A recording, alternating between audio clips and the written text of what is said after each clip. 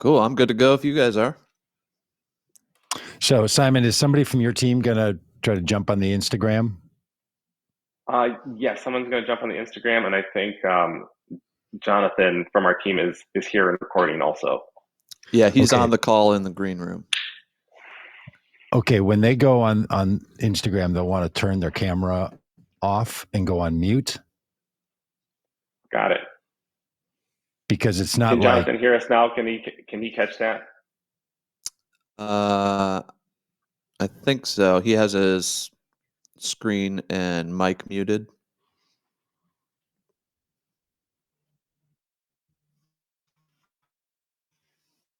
Hey, John.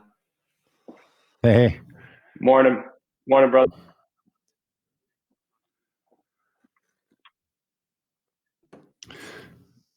So are you the one that's going to run? John, are you running the Instagram, or is that somebody else?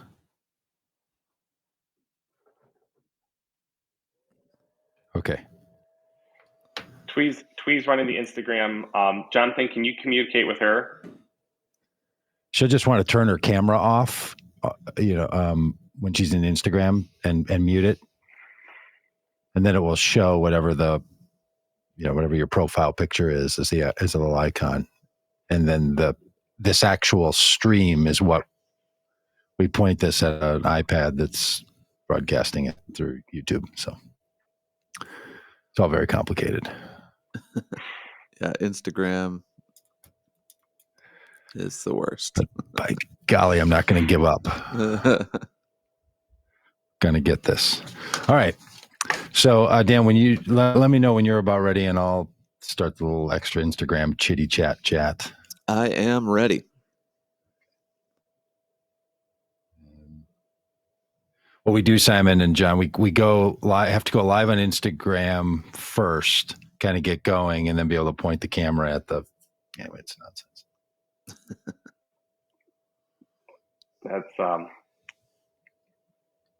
It's real. This is real next level stuff. I'm telling you, this is this is not.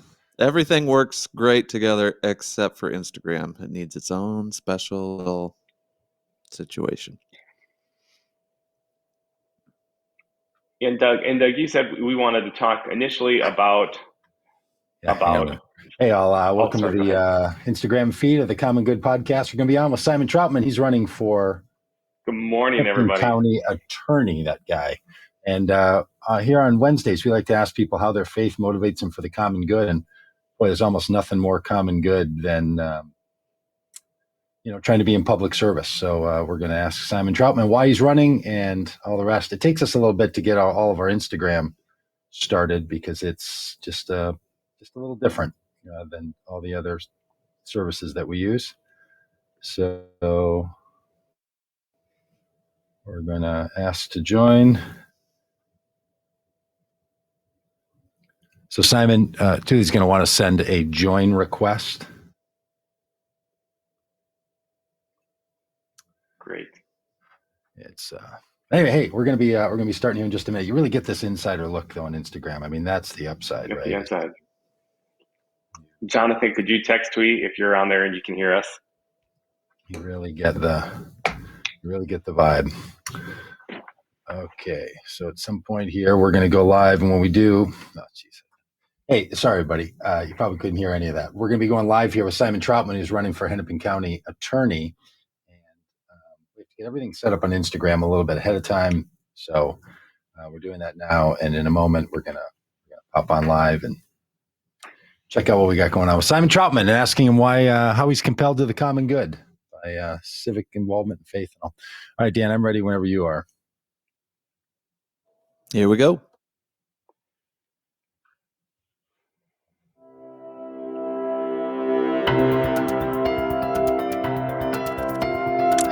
Hey, all, welcome to the Common Good Podcast. It's a beautiful Wednesday, 26th of January. Doug Padgett here. And, as much of the country would say, frigid cold wherever you are. I don't know, something 0 below out where I am. Dan Dietrich, our producer in South Bend, Indiana. He's also freezing his face off over there. And aren't you, Dan?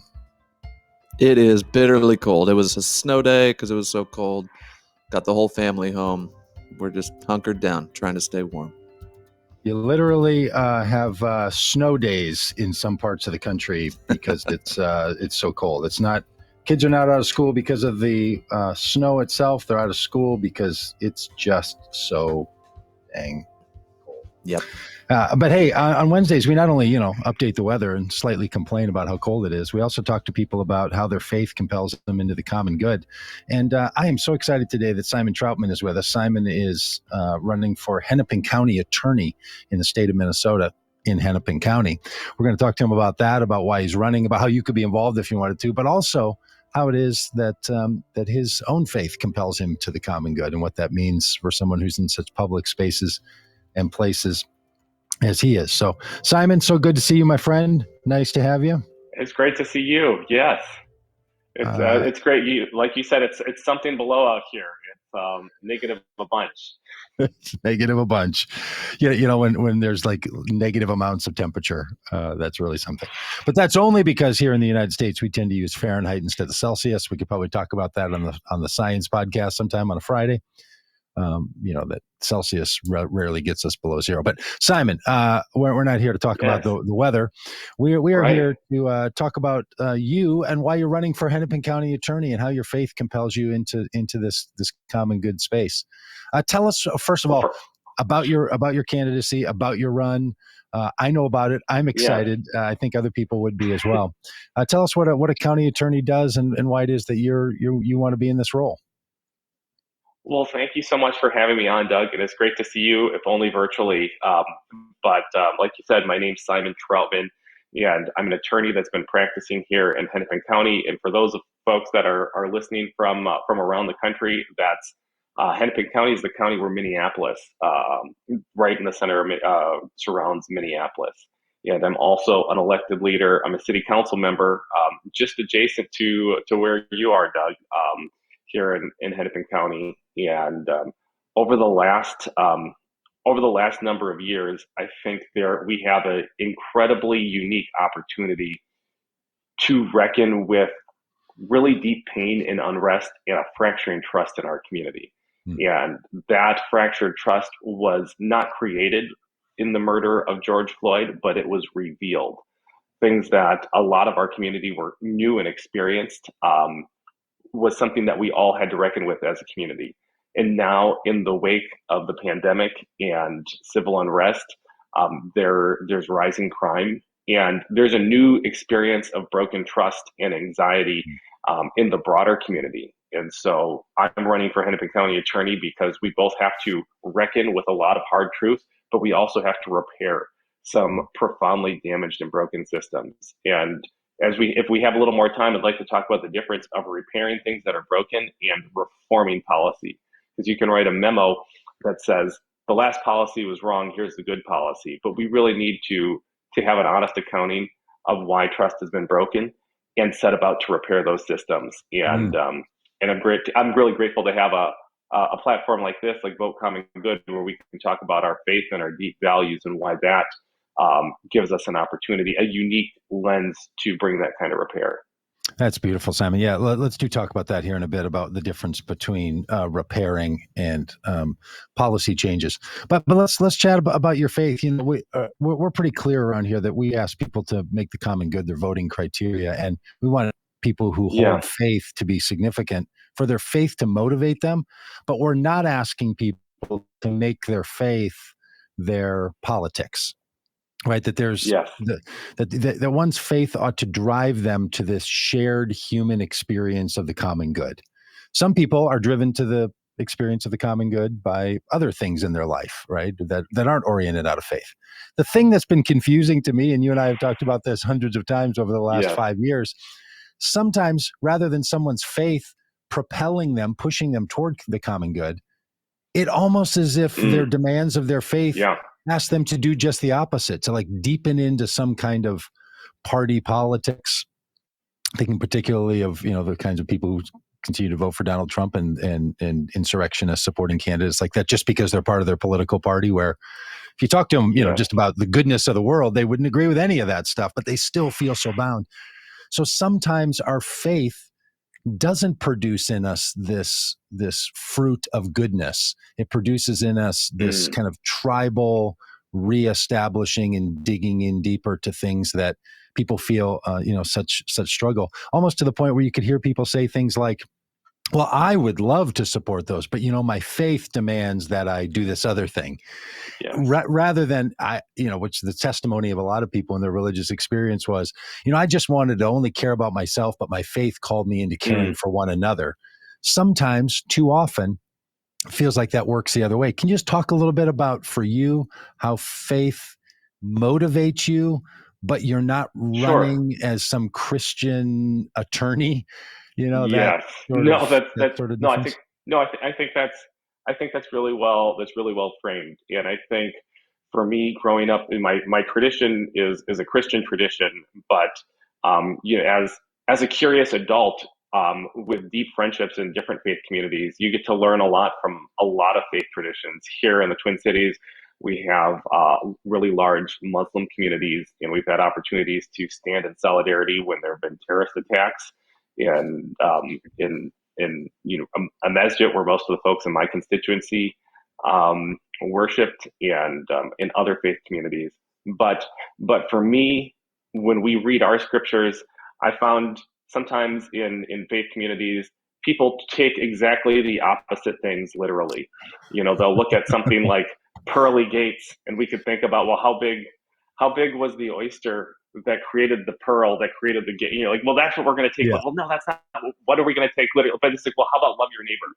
How about you love your neighbor as yourself? Yeah. And you're like, well, you can't take that too seriously. That's not to be taken literal. And so I experience my faith deeply, and sometimes exactly oppositely. Usually when I find something that penetrates my heart and challenges me to do something hard and vulnerable, and for the benefit of others, and not just for the benefit of others, but something that's deeply true in my own life, I find it penetrates the deepest part of who I am, and provokes me to do things I wouldn't do ordinarily. And that's why I serve publicly. That's why I'm a lawyer. That's why I fight the civil rights fights that I do. That's what drives public service for me, not in a way that excludes anybody, but just constantly invites other people in. And so whatever I have is something for somebody else. And that's the deep, it's a deep rhythm that I've had the privilege of developing in my life. And I don't think I would have if I wouldn't have the faith community that I have, that constantly spurs me on to do that. So, Sammy, in your life, you chose to become a lawyer. Can we start there, right? I mean, the Hennepin County attorney is obviously the lawyer for an entire county. Why does a person like you, before you wanted to be the Hennepin County attorney and recognize that that's a role that you could play in public service, for a lot of people, lawyers are, that is a particular profession. Can you talk about what lawyering means for you? Yeah, well, what lawyering means for me is, one of the, it means you have the opportunity to fight on behalf of somebody else that doesn't know how the system works, somebody else that feels lost by powers and structures that are bigger than them. And in the midst of really powerful forces coming down against your client, you get to stand between them and the world. You stand between them and all the chaos and all the pain and all the violence that's coming towards them, and you fight for them. And so in my role as an attorney, I get the opportunity to do that. In my role as the founder of a law firm, I get to build teams that do that work. And as a policymaker that's been twice elected, I get to do that by actually establishing laws that will help and serve people and protect people, particularly people at the margins. That's a good point that you mentioned that as an elected leader, because you're also on the city council of the city of Richfield in Minnesota. And so you've served there. And, it kind of strikes me, Simon, that you're in three arenas: as a lawyer, as an elected official, and as a public, as somebody who publicly talks about your faith and your participation in Christian communities, that all three of those groupings have Mm, multiple narratives, right? Some people mm, people view all three of those. Oh, you're just an elected official. We know how that goes. You're just a sellout to whatever. And lawyers, of course, will say and do anything. And Christian people are really only concerned about themselves. That in all three of those areas of your life, you're trying to narrate a different story. You're trying to say, okay, those accusations certainly have their reasons for yes. existing, but there's also another way to be and to live. Have you ever thought about that? That you're sort of moving upstream. You're going south in a northbound parade. I don't know, however you like to say it. Oh, I love to go upstream. I feel nervous if I'm not going upstream, honestly. Um, but I think you're the theologian, so I wouldn't even step into that space. I'm I'm just a lawyer who looks at the life of Jesus and Mm-hmm. says, there is somebody who constantly advocates for people on the margins, makes himself vulnerable, and says, follow me. And so I haven't figured that out, but Mm-hmm. that's on a daily basis. Mm-hmm. To when I err and when I fail, I'm failing to meet that mark. I'm failing to move towards that role model. And I just find it fascinating and compelling and transformative. And I've never regretted looking at my life, comparing it to the life and teachings of Jesus, and then coming up short and saying, how can I change this? I've never regretted the decision I've made in that vein, in that line. Hey, sticking in your personal biography here a little while longer, you've also had great engagement with the Muslim community in Minneapolis and Mm, Richfield, mm, and significant mm, participation with the Somali community and in Somalia. Can you talk a yes. little bit about that part of your personal background and what motivates you in those places? Oh, that's a generous question. And for folks that don't know, in the Twin Cities, we have the largest Somali population anywhere in the United States, which is, and if I could put my zealous advocate hat on for a minute, is an incredible blessing and benefit to the Twin Cities. A lot of people don't understand the extraordinary um, economic contributions that community makes to our local economy, not just in jobs, but in businesses and and in incredible food for those that aren't familiar with the food on the Horn of Africa, which is Somalia and Kenya and Djibouti and Ethiopia. But the Horn of Africa sits at the cross section of lots of global trade routes over the century and millennia. So Mhm. they have spices and flavors and food from all around the world. But how did I come to be connected to that community? Well, I I had my first interactions with the community maybe 10, 15 years ago, and I think I was just I was more zealous as a Christian then. There's that thought that says, well, maybe I should convert people, right? Maybe this is the goal. A couple decades ago, that's what I thought. And what's been transformed in my heart, in my life, is just such a gratefulness to have relationships of love and friendship and trust built up over decades.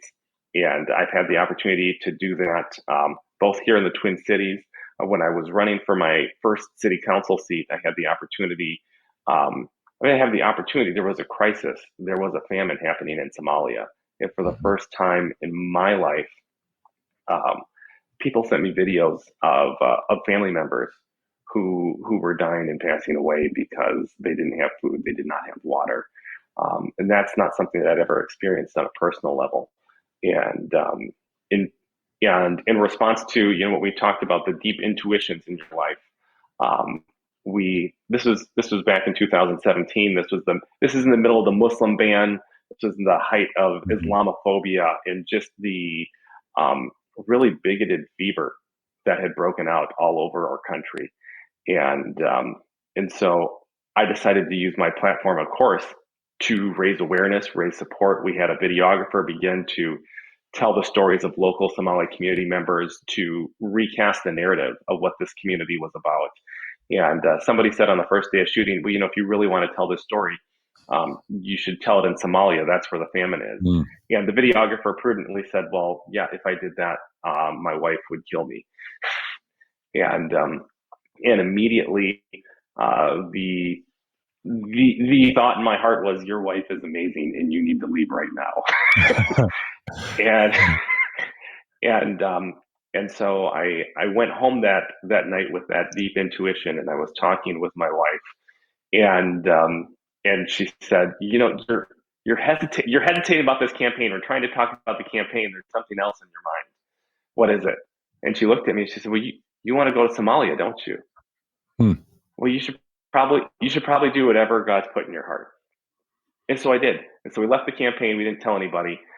We took a videographer. I took my oldest Somali friend, and we had an opportunity to both raise awareness, but also support and financial assistance to help address the famine there. And it's just created a platform and not a platform, but a basis of deep friendship and community that I don't know if it would have existed otherwise. And so I just, when I look at I feel like a good measure of who your friends are is you look at your look at your last 10 or 20 text messages. It's also a good diversity question too. When people want to know, like, oh, I have a lot of friends that are just who are the last 20 people that you've texted. And I'm so grateful that when I look at my everyday, all the day texts, not only is it very diverse, but there are a lot of Somali folks in those top 20 texters, and so I couldn't be more grateful. In some of the social sciences world and activist world, that a phrase that's used for what you're describing is the power of proximity. That being close or being in the spaces where situations are unfolding really matters. And I think you're a person for whom proximity matters. You strike me that way, that you're going to get close to the situation that you want to know about and that you want to understand. Is that also why you think being the Hennepin County attorney is an important role for you? Because there's something about that role that puts you in spaces and places where the decisions are being made. And a lot of people, again, don't know what a Hennepin County attorney even does. So tell us about that too. Well, I think it's exactly opposite of that. But thanks for the question. I think because I'm in such close proximity to so many people and so many communities, I'm precisely the person who should be the Hennepin County attorney. My law office, we serve primarily BIPOC communities. So that's Black and Latino, and in the Twin Cities, East African and Somali community members. We're a full service law firm, and so it's not just on the worst days of their life, but it's also on the best days of their life. There's a narrative that progressives often tell, particularly white progressives, and even though I look like I look, my family, my life, I'm Puerto Rican, my wife is Puerto Rican, and we bring that experience to this office too. But there's a narrative amongst white progressives that have power that says, I see and experience people of color on the worst days of their life, and I'm here to help. And it's a different experience to live in proximity and to people on their best days, when they're building power, when they're getting it right. And so the narratives that are not just in my mind, but in my heart and deeply embedded in my life, in my track record of leadership, are communities that are historically on the margin doing well, prospering and transforming. And when there's brokenness is not the primary narrative. And part of what the healing of our community and the reckoning we have to do in Hennepin County is that we have really disproportionate outcomes when it comes to drug use and then drug prosecution. The highest rate of drug use of any demographic is affluent Caucasians in America. A lot of people don't know that. they would probably intuitively guess not that group. But it makes sense when you think of who has the access to it and the likelihood of prosecution. So if you have the discretionary income that's high and you have the likelihood of prosecution low, it makes sense. And it's intuitive that that's a group that uses substances illegally more often than others. But obviously, because of our criminal justice practices, we prosecute other communities differently, and so that's why it's important. That's why proximity is important. It's not because you're getting a policy right. It's because you need to tell the truth about what's happening, and then we need to deeply within those systems transform that, not in a paternalistic I have the solution for you, but in the I know, I've lived, I experience, and I see daily what it looks like when communities empower themselves and work together to build a better community. And that proximity to the people and the circumstance, a lot of people have that, right? There's a lot of activists that are very close and very engaged. And often we feel as activists that we aren't close to the levers of power. That what a lot of people feel like is all we can do is mitigate the damage, not change the circumstance that creates the problem in the first place. There's a lot of things that the county attorney does, and getting close to those levers of power is a kind of shared proximity, right? With the struggle and the beauty of people's lives, and also the circumstances that design and set these conditions. Can you talk a bit about what the Hennepin County attorney does? I've been surprised watching your campaign and talking with you about it, about all the things that a county attorney does. People maybe don't even know that's one of the people you vote for when you vote on November 8th of this year, or if you're going to vote in a primary coming up. So let's shift off of you for a moment and talk a bit about this role. That sounds great. And in the other role, the other hat that I wear as a city elected official, we work very closely with law enforcement, with the county and other state agencies, and people are not even aware a lot of times that in addition to the state, there are organizations like the Met Council. And for those that are not from the Twin Cities or the Minnesota area, the Met Council is actually like a super county that includes multiple cities, multiple counties in their leadership, and they have their own law enforcement structures and systems. And so part of the proximity that I have is also to those levers of power. And so I'll take one example of how this works. There's a crime that's never been prosecuted in Hennepin County, and that's called wage theft.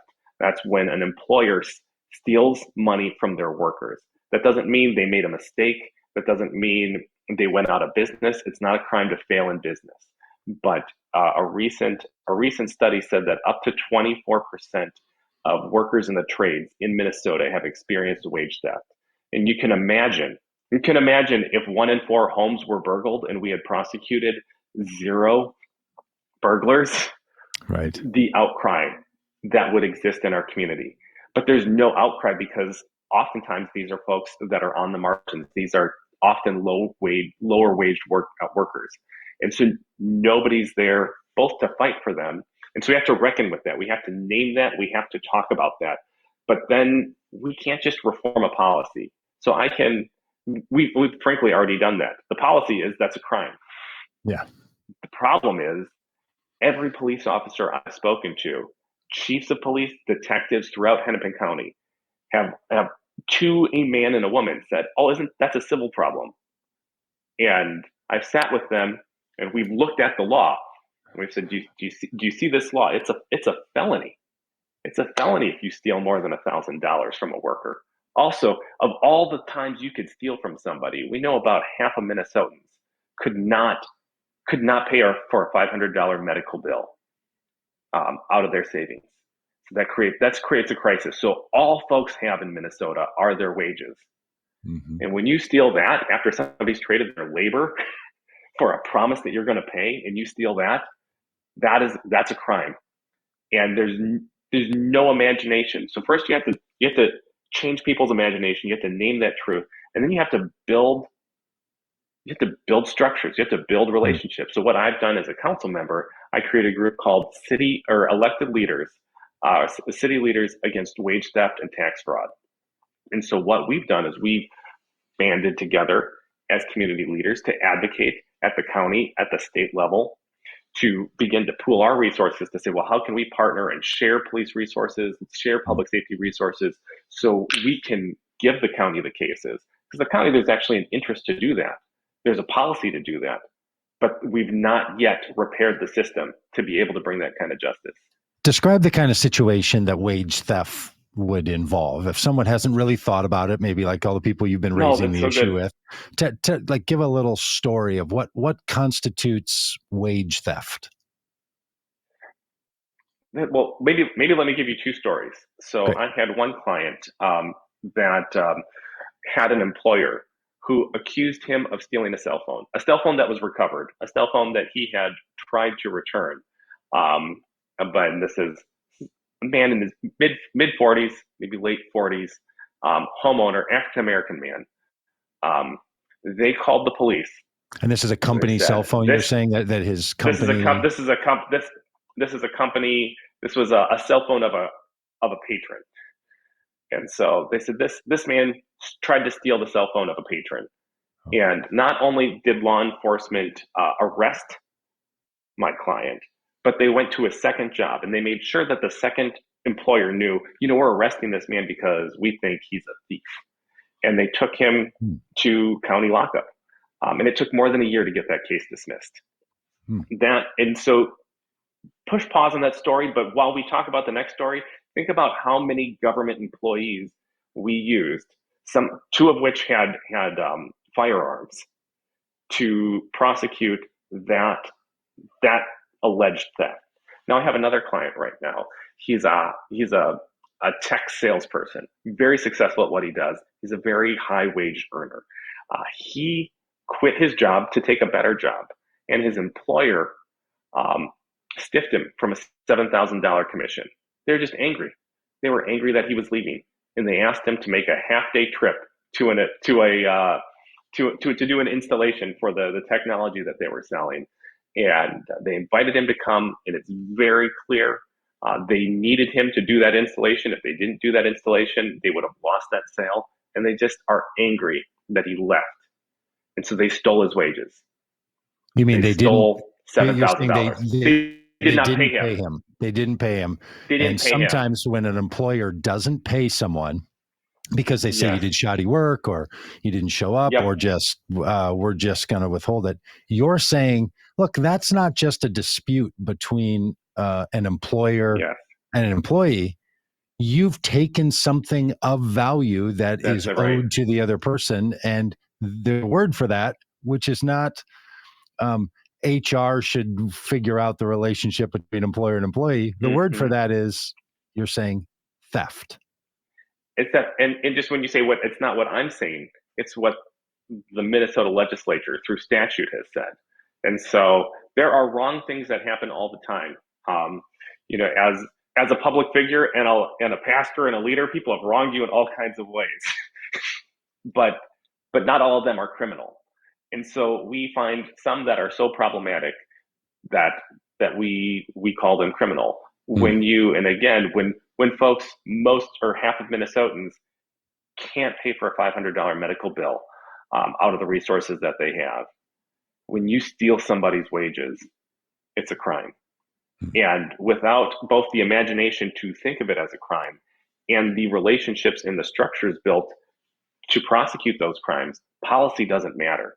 You have to reckon with what's broken in people's minds, the trust, the system, and then you have to build the systems. And part of those systems are getting local city elected leaders resources to be able, working with state agencies that have that competency. Now we're getting a little nerdy. You have like the Department of Commerce that has the ability to do things like that. They know how to do that. They don't have the enforcement power that either the state police, which is the BCA, the Bureau of Criminal Apprehension in Minnesota, or a local law enforcement or the county sheriff may have. And so that's part of the work of the county attorney. Also, just to take a step back, There are prosecutors. A lot of people know folks like Larry Krasner, who's a progressive prosecutor in Philadelphia. The Hennepin County Attorney is a different role. The Hennepin County Attorney contains the role of chief prosecutor, but it's actually the attorney for every department in the county. So that includes transportation, that includes health and human services, that includes child support services, that includes medical assistant payments. And so that actually includes our jail too. So we have an opportunity in the county attorney's office to expand justice in our jails. We actually have the opportunity to expand services within our jails, also to disrupt patterns of criminal behavior. And the county attorney, relative to a prosecutor, has when we talk about proximity as a policymaker, these are actually the upstream situations and where we can disrupt crime and we can disrupt patterns of criminal behavior. We call them frequent flyers, people who are cycling through the system over and over again, and oftentimes in increasingly more violent and increasingly more destructive ways. And so we should not. Right now we have a budget for data and research. We really need better data on what goes into people who frequently offend. And there's three, and then we know there are three things. There's healthcare, particularly mental health care, particularly substance abuse, access to housing, and gainful employment. These, if you remove those impediments, the chances that somebody is going to reoffend falls off a cliff. That's not to say there aren't predators out there that have malintent, and the crimes are not related to those three things. But we know that those three indicators create a soup for crime. It's interesting to hear you say that. I'm not sure the county attorney could address this, but just as a society, we should recognize that if those three conditions, the mental health and physical health of a person, their employment status, and housing, are the conditions in which more crime happens if you don't have all of those, in ways that are working well. Yes. And yet it's legal in our state and in most states to not rent an apartment to someone if they have a criminal background, to not hire someone and to ask questions of their criminal background. So we set people up. They have an issue with the law. They're convicted of a crime. And then when they try to move on with their life, two of the three conditions that need to be in place so someone doesn't act in criminal ways, housing and employment, are both made more difficult for that person. And then we ask, why are there so many repeat offenders? Like, this is the kind of, activists and people who are doing a lot of human care work throw their hands up and say, well, the system is broken.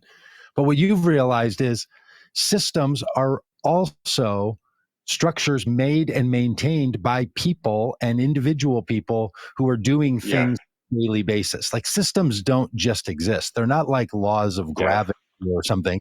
They're the decisions that we've made as people, and then they're being implemented by people. Is there anything the Hennepin County attorney can do about those conditions? Or is your role more, what do you do about priorities and engaging those kinds of conditions? Yeah, there are a number of things that we can do along those lines. So let me take that in three parts. Back to the data that we need. We shouldn't be taking a plea bargain without a plan, right? So when we take away people's liberty, which is right, which is part of reckoning, it's part of restoring public trust. That when and going back to what it means to fight for people on the margins, when you're the county attorney, the first people you fight for that are on the margins are the victims of crime. Trust is broken when somebody's assaulted. Trust is broken when somebody's stolen from. Trust is, of course, more than broken when somebody's life is taken. So that's the first group of people that we fight for. Then we also have the opportunity to influence public safety, to make the community more safe. And the problem with mass incarceration is that incarceration is there's a great thought leader and practitioner of restorative justice who describes this well. She said incarceration is criminogenic, and that's a fancy way of saying that's a fancy way of saying the longer somebody is in prison, the more likely they are to commit more crimes.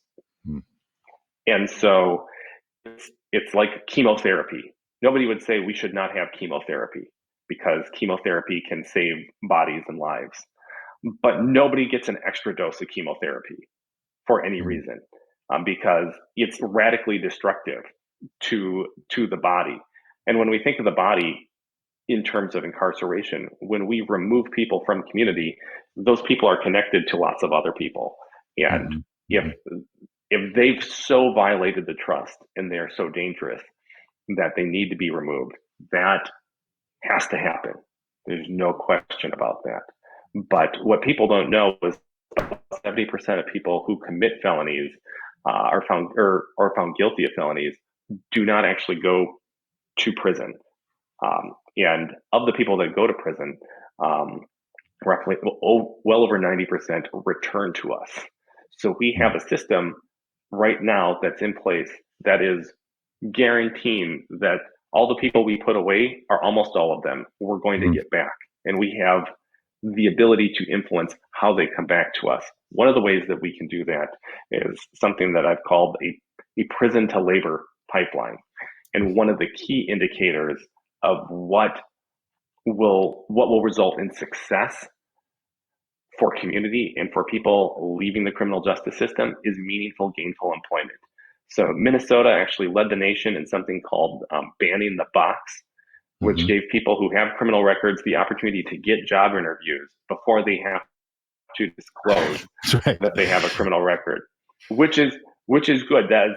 We exercise good leadership in that. But what I'm calling on, and every conversation we've had, we're having incredible conversations with corporate leaders and large government employers to say we need more than a banned box. We need employment opportunities for returning citizens. Part of the work I do with an organization called Team Renewed is to find housing and employment opportunities for people that are leaving the criminal justice system. And that is transformative work. That's transformative work that makes our community safer. We need to be safe. And if I could just talk for a second, it's so easy to be divided. I love, Doug, so much of what you do here on this platform, which is to break down those notions and those false narratives that divide us. But there's this idea that there's one group of people that want justice and accountability against the government, and there's another group of people that want justice and safety in their own homes. And from every corner of Minneapolis to our most exurban suburbs in St. Bonifacius and Dayton, Minnesota, I don't know one person that says, I really want accountability, but I don't care about being safe in my own home. And there's not one person that says that. And there's not one person that says, I really need to be safe in my own home, but I don't care if it's fair or just or not. No, the overlap of our values is profound. The narratives that divide us are false. And that's part of the reckoning we need to have. There's a false narrative that divides our community. We all want to be safe. We all expect fairness. We all know that when things are not fair, people lose trust. So if that means we see crime happening and it's not being prosecuted, people lose trust and faith in the government. When people see the government is unfairly over-policing or overcharging communities of color or people that have less money, there's just profoundly broken trust. And so we have an opportunity. I have an opportunity. The county attorney's office has a platform to not only describe that broken trust and not just change a policy, but really build the system which exists county to city, county to Met Council, county to state, and county to human beings. To say we are building new systems, we're building new relationships, we're repairing trust. And this is an elected position, right? So being the Hennepin County attorney is something Elected that you're on the position. ballots. Yes, that's right. Like everywhere else for I don't know, maybe all good reasons, maybe for some not great reasons. This crucial role, the leadership of this crucial area and department, county attorney's office, is led by someone who's elected. So you have to run for this office, which then makes it political in a certain kind of way. It's not partisan the way some other roles are. It's elected, which means somebody has to do all the things one has to do to become an elected official, right? Many people may vie for this job. One person is going to get it at some point. People are going to have a binary choice. Even if there's ranked choice voting, you're going to have to choose somebody as number one and somebody not on your top three. Or if it's voting the way I think it should be, you can vote for one. But you're going to have to pick one versus the other. So that puts us in a situation with a role like this, where you have to run for office and you have to go out and talk on podcasts and live streams like this and go have town meetings and talk to union labor organizers and meet with citizens and do all the things that you have to do. Tell us a little bit about the campaign. Yeah, that's right. That's right. Trying to get the job sometimes is as much fun, right? It's the courting and dating period. All right. Tell us a little bit about how that's going to go here. If people are interested in this, what's the process for you to go from you're a candidate now to, raising your right hand and taking an oath of office? What's the process between here? So the process right now, for folks in Hennepin County, you actually have the opportunity to caucus for me.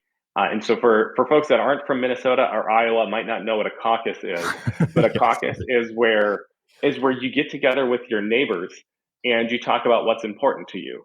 Or in a global pandemic, you don't get together with your neighbors, you fill out a form, and we'll have a convention in several months on April 15th. And then hopefully we have the pandemic in a place where we can gather safely. And in that process will hopefully result in an endorsement process. Is that caucusing done at the partisan level? So that's going to be Democrats are going to get together and caucus for a candidate, and Republicans are going to caucus for a candidate?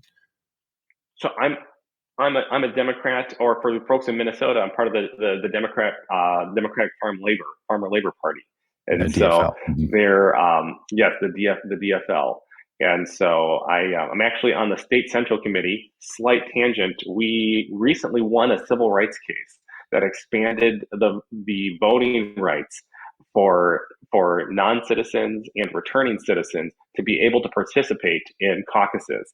So one of the great privileges I've ever had last night was the case that we won for an incredible party leader, Noah McCourt, who was told because of a mistake he made as a teenager, he was on probation.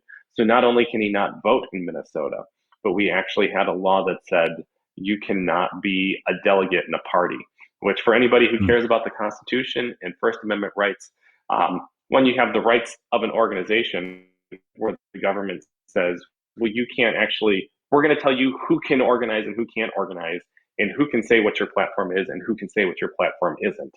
And also that tells the individual person and their rights, you may not associate with these people. You may not actually raise your voice for the party platform you think is important.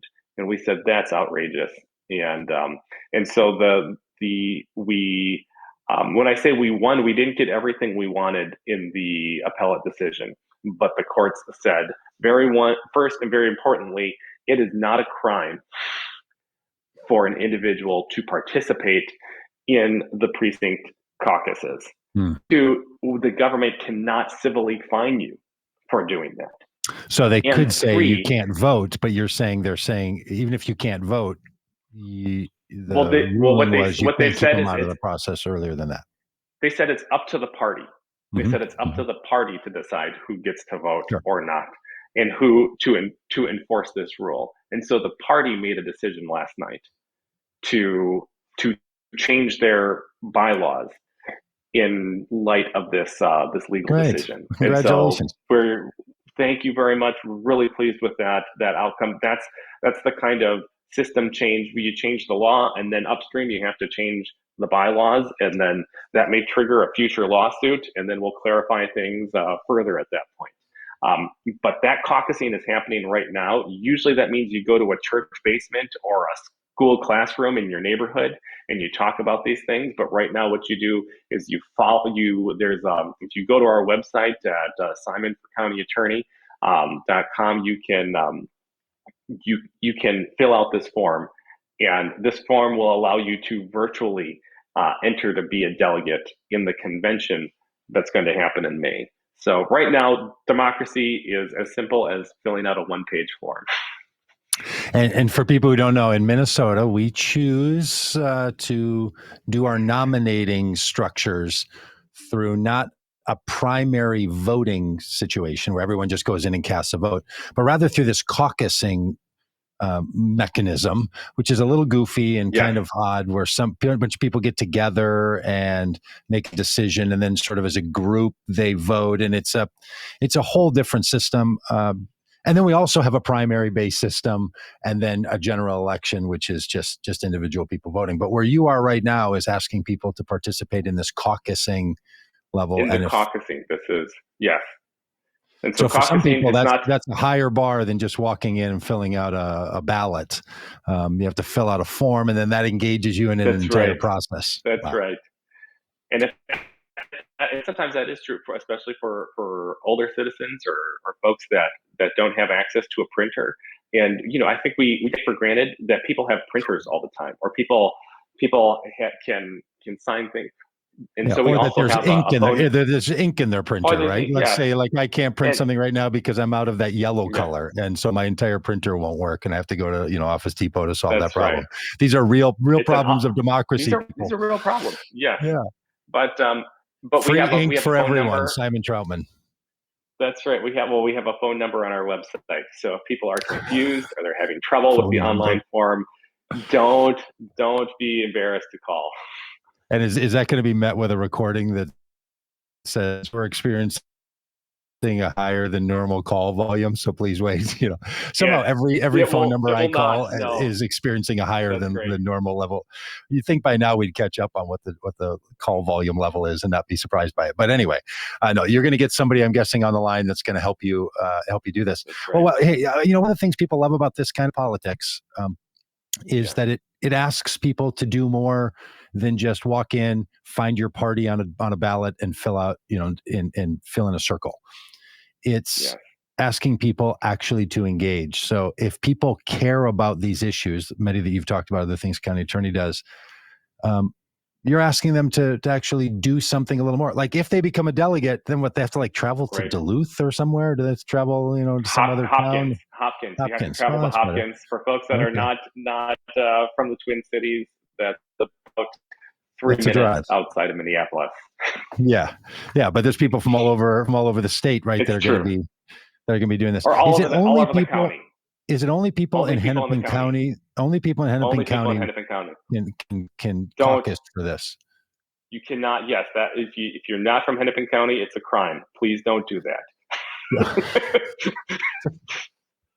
I can just imagine somebody's on their website right now. They're clicking and they're like, "Oh my gosh, I just filled out that form and I live in Beltrami County or something, or I live in another state." No. They'll just get kicked out. You're right. That's not a crime. They're just going to be told when they filled in the county they live in that they can't be caucusing. Right.